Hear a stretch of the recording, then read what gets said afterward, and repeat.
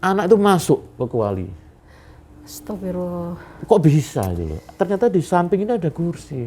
Ya Allah, manjat. Jeblung gitu. Ini kuasa utus kan. Astagfirullah. Dan itu baru tahu sekian detik loh. Anaknya jerit-jerit, loh, dibawa. Ya alhamdulillah selamat. Tapi ya akhirnya membekas. Jangan sampai lah itu terjadi. Ya itu harus hati-hati makanya di dapur itu. Makanya kalau orang dulu kan, orang dulu bilang, anak kecil nggak boleh ke pawon kan gitu. Itu ada benarnya. Ini, gitu ya? iya ini.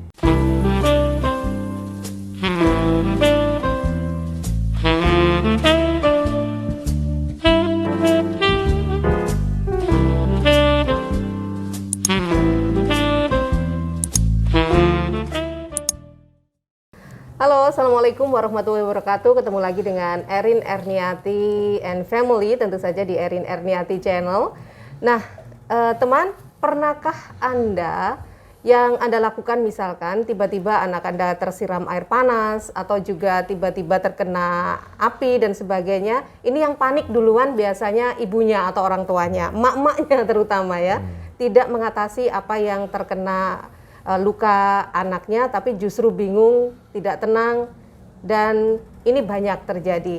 Nah, makanya apa sih yang kita lakukan pertama kali ketika anak-anak kita atau orang terdekat kita di rumah terkena entah itu luka, pisau, atau juga air panas dan lain-lain?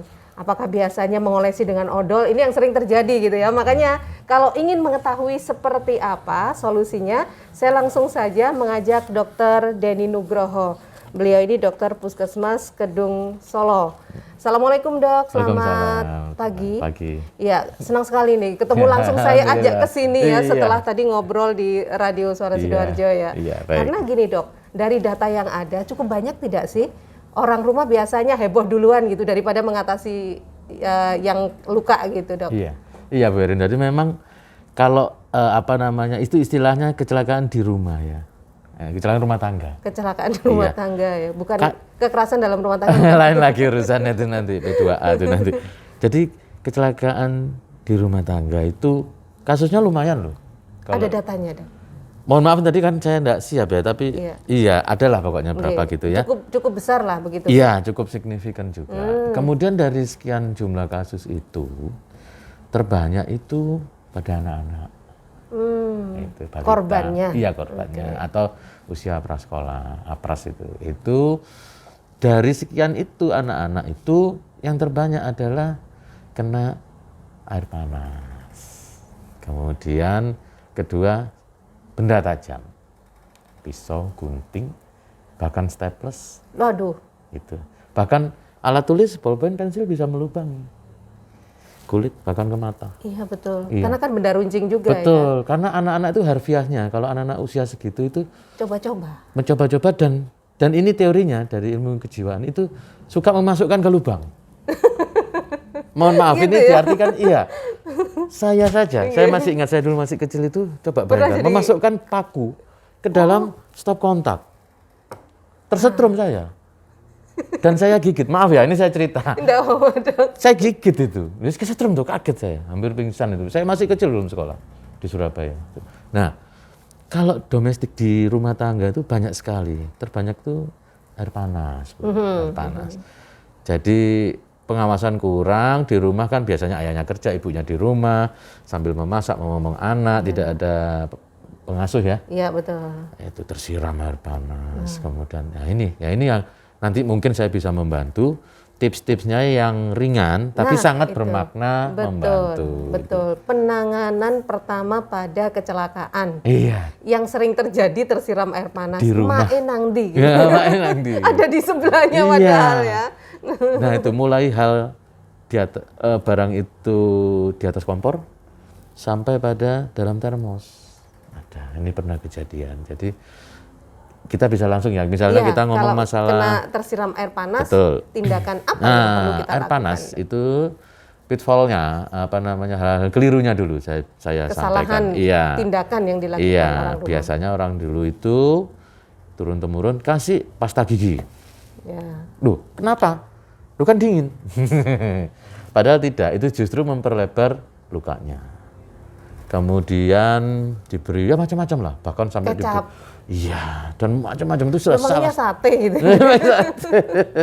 Itu salah semua, Bu. Jadi kita tuh harus tahu dulu, itu kan masuk dalam kategori, kalau boleh bilang penyakit ya, itu luka bakar. Baik terbakar api langsung, maupun kena cairan panas, benda panas, tersenggol benda panas termasuk knalpot, air panas. Nah, kalau kita bicara di rumah terbanyak itu karena kena air panas. Itu terjadi, apa yang terjadi sih di kulit itu terjadi luka bakar. Iya. Iya penetrasi ke dalam, iya melebar. Jadi nanti kalau di kedokteran namanya grade-nya. Nah itu. Makin parah, beda lagi penanganannya. Ada grade 1, 2, 3, 1A, 1B, 2A, 2B gitu. Kemudian sekian persen itu luasnya. Iya. Itu. Kalau telapaknya dia, anak itu. Satu telapak itu 1%. Itu apa sih dibentuk gitu di teori kedokteran? Untuk treatmentnya. Oh siap, kita nggak tahu ya. Iya, ini saya cerita sebelum saja. Ketemu sama dokter Iya, Denny iya. belum tahu. Ini gitu, kan kalau kewajiban itu saya grade menyampaikan. 1, 2, Ya. 3. Jadi ada grade 1, 2 itu penetrasinya, Sudah beda-beda penanganan. persennya itu luasnya. Satu telapak tangan anak itu 1%. Oke, kemudian kita spesifik ke air panas. Begitu kena, anak itu menjerit kesakitan. Apa yang terjadi? Patofisiologi jalannya penyakit itu, dia tuh seperti cepat sekali apa ini istilahnya, melebar, berjalan gitu, meluas. Ini harus kita stop. Counternya yang terbaik itu adalah air dingin. Air keran itu boleh. Iya. Caranya, buka aja air keran. Misalnya di sini guyurkan. Sampai kapan? Iya. Berapa menit gitu ya? Tidak hitungan menit. Teorinya, tapi sampai rasa panasnya hilang. Oke. Kenapa mengalir?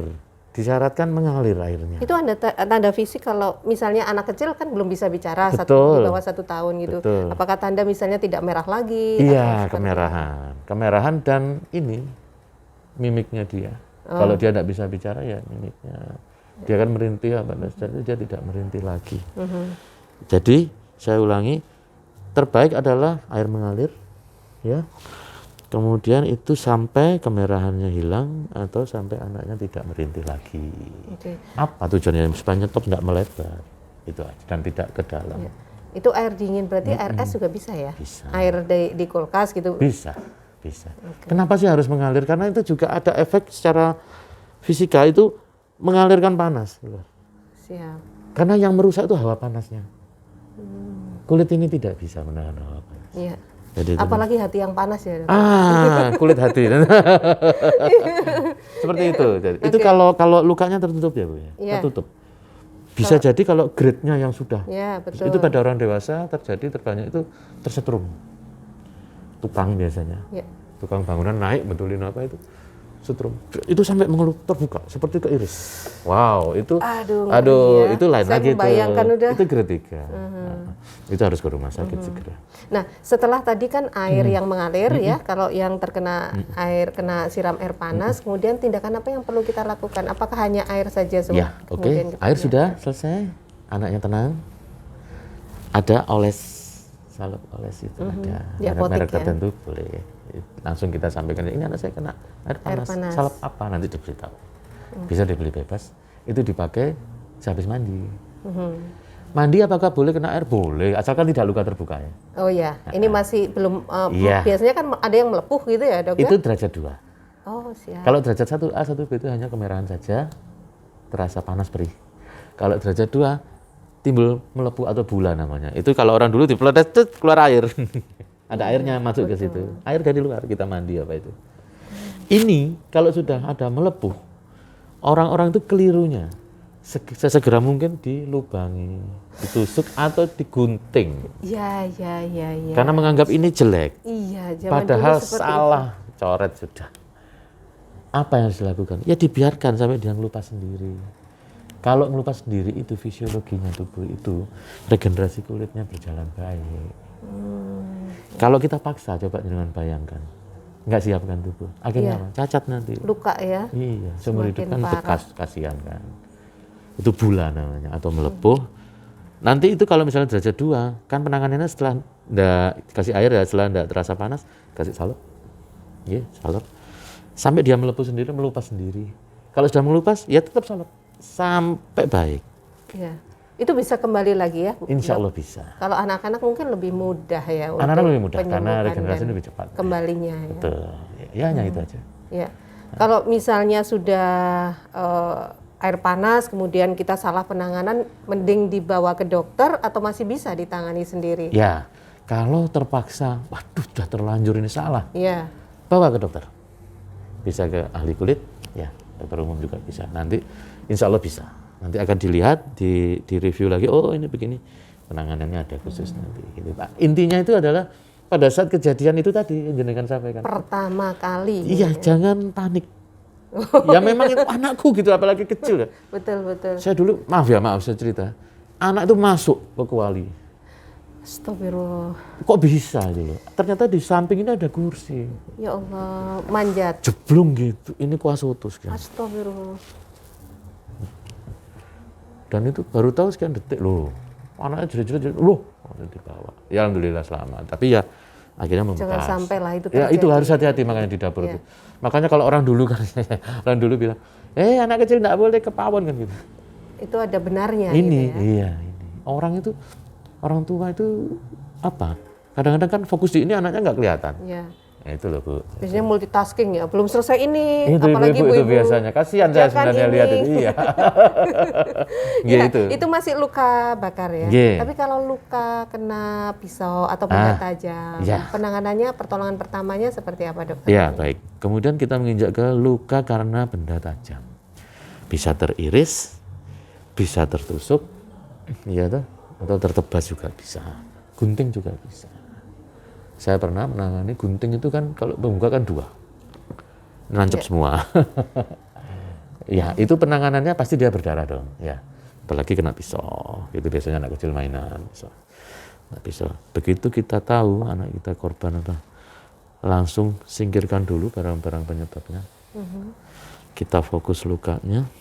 Ya, kalau kita punya antiseptik langsung berikan. Antiseptik itu povidone. Ya, saya tidak bisa sebut merek ya, povidone yang warnanya kemerahan gelap itu langsung kasihkan. Oke. Kita lihat lukanya. Lukanya kita yakin bahwa itu tidak memotong pembuluh darah. Bisa lakukan itu. Kalau orang awam mana tahu ya? Tahunya darahnya mengalir deras. Oh, baik. Atau bahkan mancur. Itu berarti nadi kepotong. Biasanya di sini. Ya. Kalau pembuluh darah balik itu merembes. Ya. Kalau seperti itu kita harus membendung di atasnya, bahasa medisnya proksimalnya. Kita ikat. Justru di atasnya ya, bukan pada sekitar lukanya. Iya, di atasnya. Luka di sini, ya di sini. Diikat. Iya, di sini, ikat sini bisa. Diikat. Pokoknya jangan sampai terlalu nyeri apa. Pokoknya cukup. Nanti ini berhenti. Supaya apa? Sebenarnya kalau dibiarkan, asalkan tidak terlalu lebar lukanya, sistem pembekuan darah bekerja. Jadi nggak usah khawatir sebenarnya. Saat itu nanti dia beku sendiri. Sebenarnya. Tapi kalau agak besar itu bolehlah kita bantu.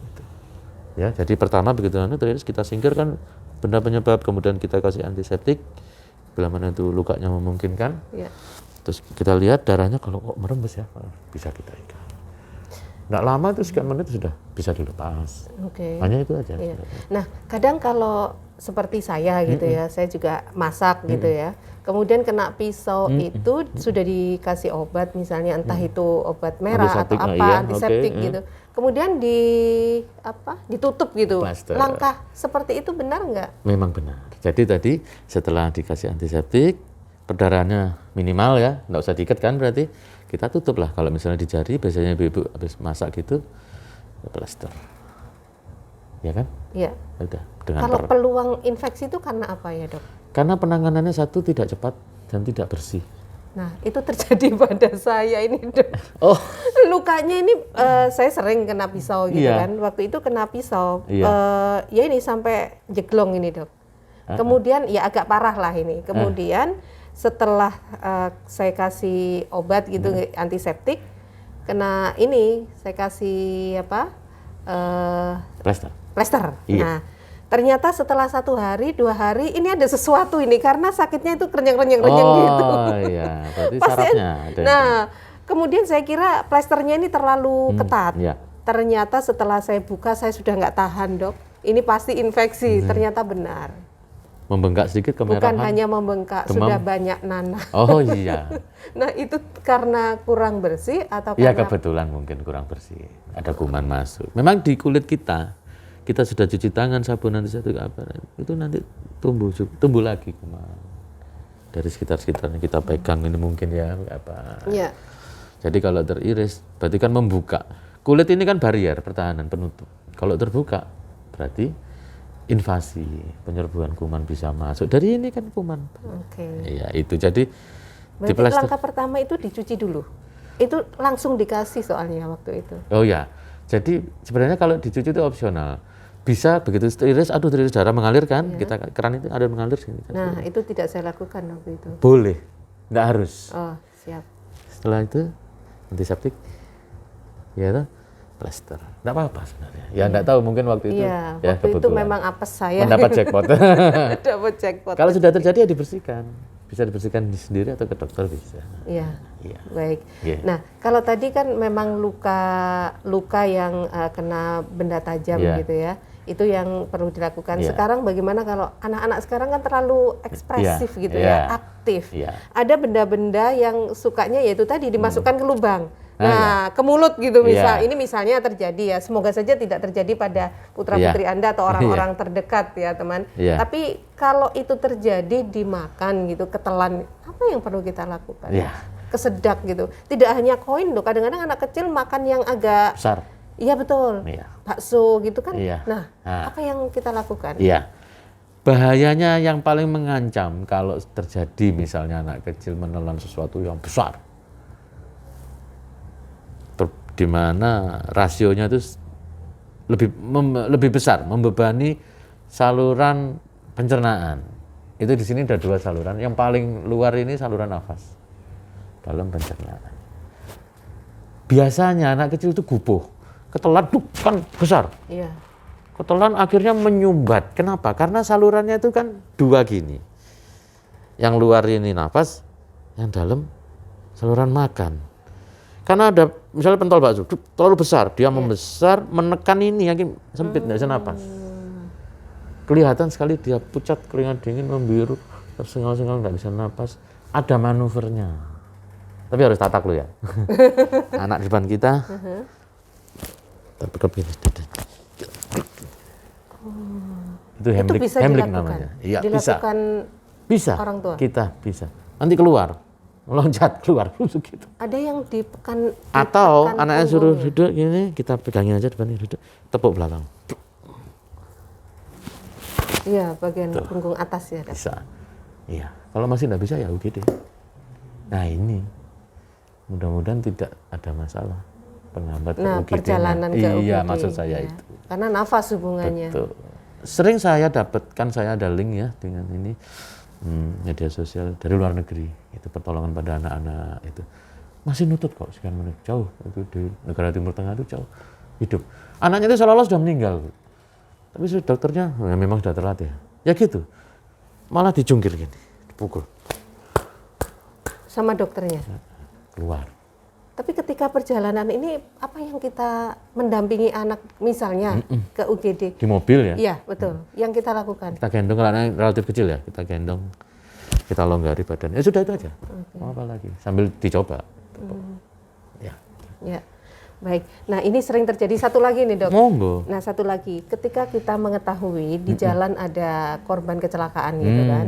Nah apa yang perlu kita lakukan? Kadang dengan empati yang begitu besar, tapi salah. Ternyata tindakan kita salah gitu kan. Bisa langsung kita gitu. Maksud hati menolong. Maksud apa hati daya menolong. keliru gitu ya. Itu.